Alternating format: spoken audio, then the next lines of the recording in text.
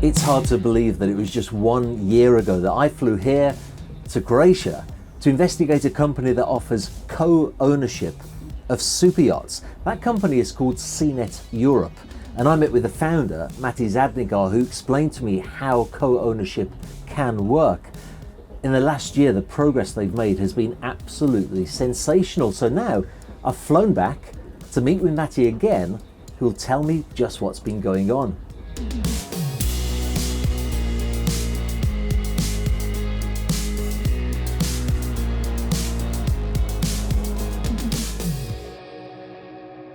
Mati, thanks for having me on board, very much appreciated. It was about a year ago to the day that we filmed on board the Bonetti Delfino, which at the time was pretty much the whole SeaNet fleet, although you did have another yacht in construction, which we filmed later in the year, which was the Azimuth 35 Grande. What's been going on since then? Let me say we have been very fortunate that we could close multiple deals. So we had in the same period, we were already in negotiation for a 40% plus share in San Lorenzo 52 meter steel. Oh, wow. Yeah, that we closed the deal end of August. What was, I must say, I think the first deal in co-ownership in that size of yachts in the 50 meter plus range. And in the end of September, we bought the boat where we are now sitting in, the Bonetti Mediterraneo 116. At that time, Botti was the name of the boat. And in the meantime, we have already closed, let me say, for almost 72% shares in this boat. And we are in the final stage of closing the boat completely. Wow, so there's still shares available? There are still shares available in this boat, but it goes very fast. We had the last 3 days, we had potential buyers on board, and we are with them, with multiple of them, we are on a closing stage. So it's a matter of 1-2 weeks, and hopefully we can also close this boat. And we can head forward to our 5th and 6th boat that we already have some ideas about what the boats could be. So the fleet is growing? Fleet is growing very strongly. And the team? And the team at the moment, so we increased from Maddie, who was the owner and had the dream and the vision, to a more professional organization of a team of 6 professionals that now make sure that we run the company not only as a hobby but as a professional company. In the meantime, we have more than 30 crew that are working on our payroll. Wow. Now, what I was particularly interested in hearing about coming here was now that you've been successfully organising co-ownership of yachts for some time. Since the last time we spoke, what sort of lessons have you learned? How have things evolved and developed? Yeah, I must say a lot changed. Everything started by me having an idea and trying to transport that idea toward other potential buyers of yachts. And I learned a lot. So first of all, our boats in the beginning were all boats linked to one season and linked to Europe. We saw during the past years, we're working together with multiple co-owners, that the periods like April and October, you can sail, but it's not the most interesting period for a lot of owners. So the majority of people used their week, but it was more because they had it than that we really envied to use it. So what we saw, we tried based on that idea. I got also requests, why can we not use the boat in 2 seasons? Why could we not go to the Caribbean or maybe to Asia?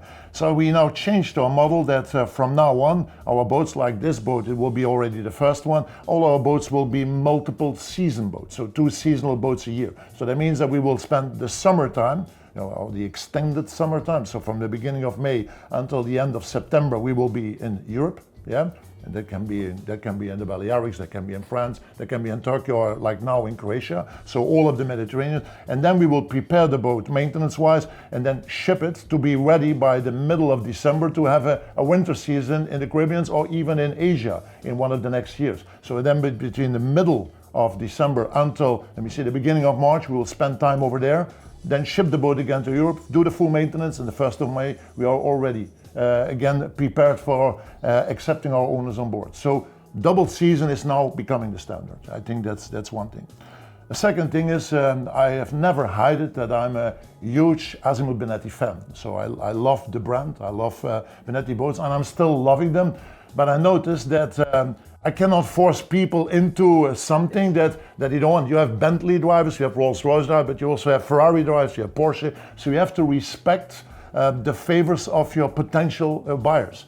So we are now broadening up our range, going from a single brand approach with Benetti and Azimuth, what we still do, and we know the brand very, very well. We have a lot of expertise in there, but we have also brands like San Lorenzo and other ones that we want, like Cantiere della Marche. We have multiple brands that we know want to open up to, based on the fact that we listen to what our clients want, and in function, therefore, we will define the best yacht and type for their purpose, not for my purpose. And I think that's where we changed also our tagline from, let me say, simple shared ownership to custom yacht ownership. We customize the ownership around a potential buyer.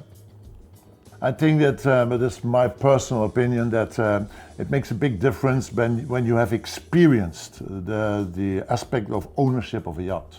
What I try always to do when I have potential customers in front of me, I try to explain to them not only the positive things of yachting, but also the reality of yachting. And yachting has a balance between a lot of joy, but there are also a little bit less joyful things, and that comes up to budget and to crewing and to staffing. And I think when you step into an adventure of yachting, people should be maximally informed, but as transparent and open as possible. And I think you cannot have a better position than hearing it from an owner who is used to pay the bills, who is used to have the yacht, the enjoyment of a yacht, but also the disenjoyment. And there are also some points of that. And I know in a sales process, and we have it inside in the company, when I speak with our sales director, sometimes we have discussions about that. But I think our company should stand for transparency. I want to guide them in the process as honest and open and transparent as possible, so that they are informed upfront. Because the big difference in our way of doing business with the common way of simply selling a boat, and I have to be respectful, it's not simple, it's a complex process, is that our journey starts when they sign, it's not ending. Yes. So normally you guide a client through a sales process, and then he has the yacht, and then normally he takes over with his captain or with a management company, they take over the journey, and normally you keep a contact, yeah? But normally there it ends. For us, it starts at that point. And I don't want to be confronted with a situation that after 1 month, 6 months, a year, says, Maddie, you have not told me this, you have not told me that. I don't want to be in that situation. So I try to be as open as possible. And I think it creates a lot of credibility when you're yourself a yacht owner. You can invite them on one of your yachts, and you can become, even in some of the yachts, I'm the partner also in the yacht. And I think it's a big advantage.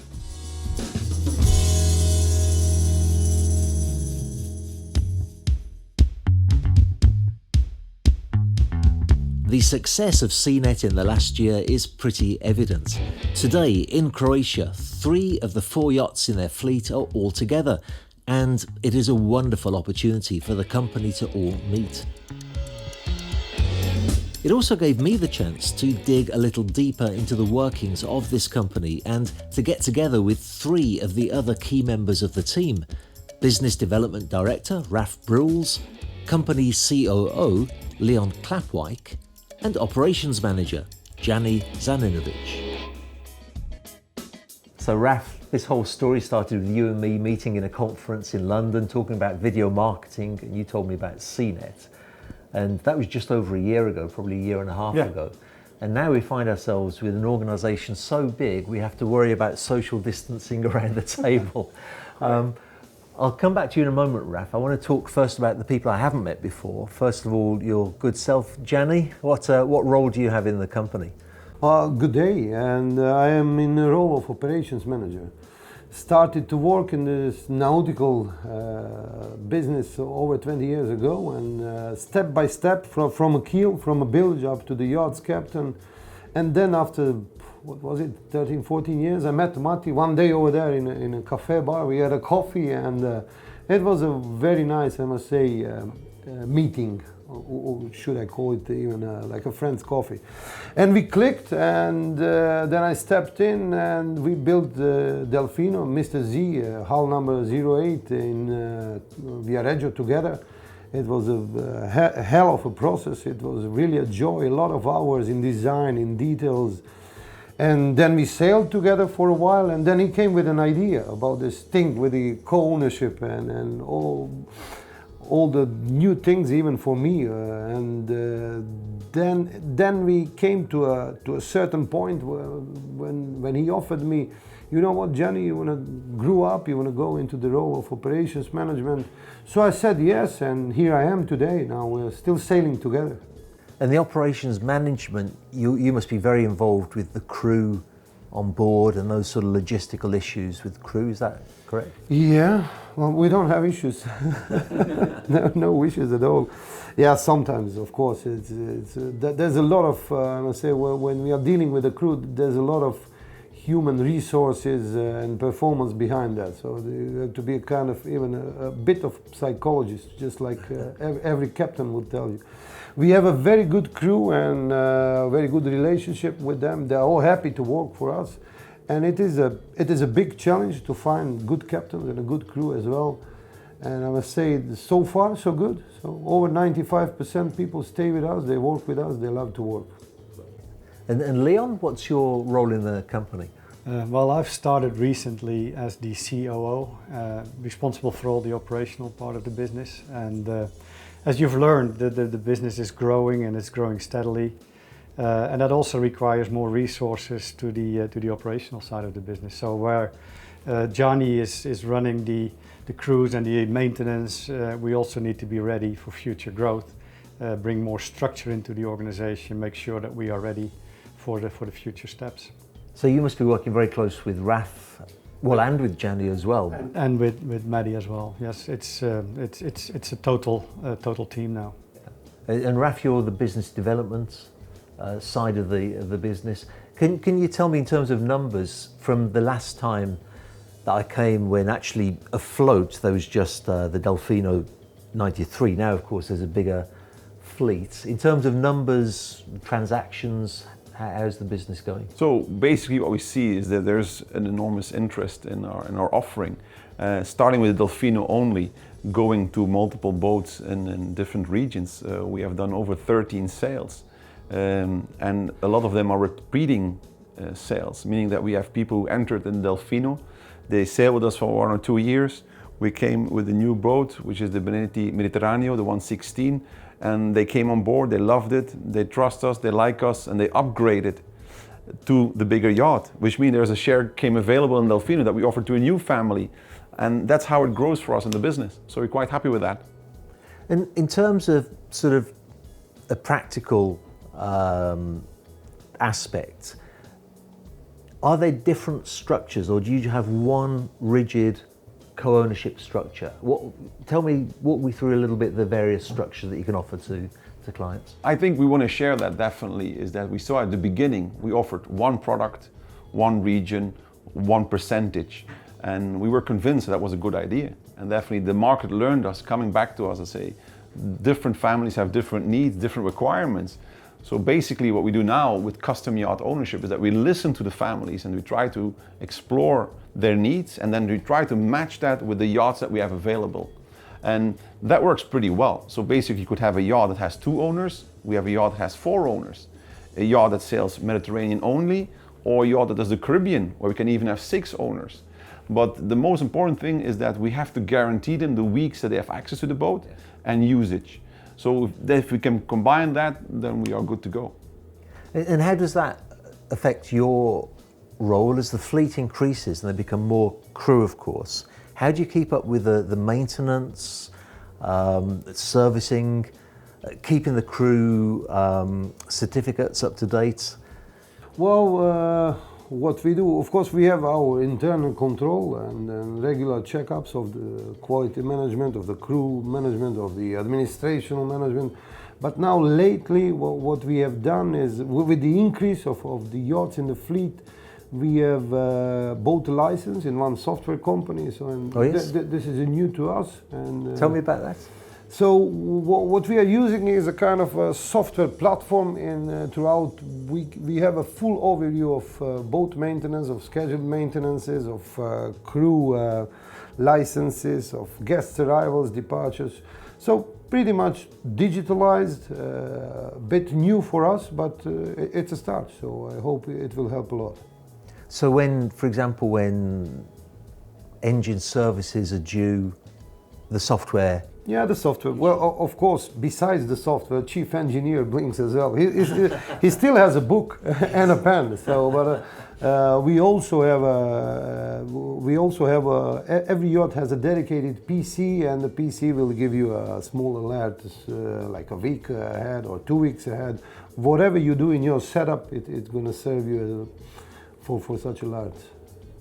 And because now you're doing double seasons too. Yeah. And I know that's not as simple as it seems, because apart from actually getting the yacht over to the other side of the Atlantic, you've also got issues with visas, with crew. Who deals with all of that? I do deal with all the things related with the crew, also with visas and with any other licenses. But I'm not alone in that procedure. I'm also supported by a captain of each vessel, so we work together on that. Same as we do with, for example, on a crew recruitment. So when we find a captain and when we decide together on a management level who will be the captain of certain yacht, then he's involved in next steps in crew recruitment as well. So same thing as with the maintenance, with all of the administrative work related to the crossing not the crossing, but how to say it? Transfer to Caribbean. Yeah. Do you go as deck cargo? Do you use Dock Express? What? We use an agent, but it's a Dock Express. Yeah. Dock Express. So self-sinking. That's correct. Yeah, that's the plan. I think it's the safest way of transferring the vessel. And then there must be a massive flow of money, basically money in, money out. So many expenses. To care. Is that your baby, Leon? I wouldn't say my baby, yeah, but it is part of the responsibility. So, and I think what you just heard from Gianni is a perfect example of this business going forward and becoming more structured and organized, where in the old days, with all due respect, but the founder and CEO was the spider in the web. He was the face to the customer, he was the ambassador, but at the same time he was responsible and worried about the operational side of the business, and customers would call him and say what's going on. That's no longer doable, and I think what we try to show is that in the meantime we've grown up, and that means that we invested in a back office, and if you talk about budgets, you talk about standardization of reporting to the owners, that's now all standardized. So everyone that becomes an owner gets a full transparency in what we do, and we do that on fixed dates, so everyone knows what to expect and what not to expect. Cash flow management, as you understand, is a very important one in this business. A lot of money going on, that's part of the back office. So it's not just the 3 people that you see here, it's now also people supporting us at the office and making sure that when you join SeaNet, you will get the same service regardless of your share, regardless of where you are, what you want. We make sure that all you need to do and worry about is enjoy your time on board. I'm curious of your perspective, because if I'm not wrong, you came from outside of the yachting industry. Yeah.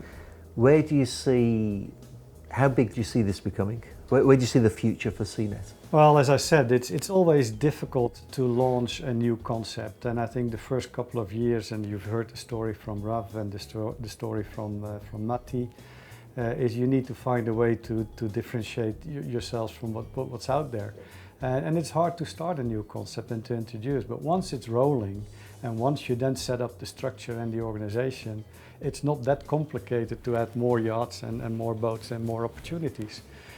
So I honestly think this is only the beginning of something that can become really, really big.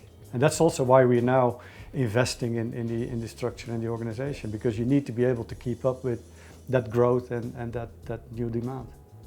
And Raf, you are really the first face of the company, I think. You're the person that people will first be in contact with when they inquire and they want more details. And we were discussing earlier that you always need to filter out people who are just dreaming and maybe not so qualified, but you get a lot of qualified inquiries too. What points do you bring Matti into the process? I think that's a very good question. So basically what we see is that there is an interest, and the interest is growing. Definitely we're doing this now in our 4th year, And definitely in the first 2 years, it was knocking on each door and going to shows and meet people and explain the concept, because a lot of misconceptions about the program, so we have explained that. Basically, I also see that people are becoming smarter with their money, and people are looking, say, okay, if I have worked very hard and achieved that amount of money or this wealth, what would be the best possible way to use that money? Yeah? The majority of people, and this is how you see it also with the NetJets of this world, of the Airbnbs of this world, why should I own multiple properties or multiple jets or multiple yachts if I can own parts of it in different parts of the world? So basically, my role is to make sure that I explain it to the customer and to the families that we meet. And then definitely they say, okay, I like the concept, I'm really interested, the financial means are available, I have experience into yachting, can we see a yacht? And then we at SeaNet have the luck to have yachts available. We can welcome people on board. I can introduce them to Johnny, I can introduce them to the team, they can speak with the captain. And then at some point they say, okay, I like the concept, I like the yachts, I like the structure. And then I say, okay, you should meet the owner, because I'm passionate, but he's even more passionate than me, believe me. Yeah. And he comes in and he talks with the clients on a different level, where people see me as the commercial guy, and there's nothing wrong about that. I'm there to explain everything how it works. They talk to each other as owners. And on that level, you see there's electricity going on between them. It clicks right away. I remember from previous videos that I've filmed with SeaNet Europe how absolutely outstanding the crew are on all of their yachts. I do think that decent, humble, hard-working folk tend to attract other people of the same ilk, and the hospitality that I've always encountered on their yachts just can't be faked. It comes from a very sincere place.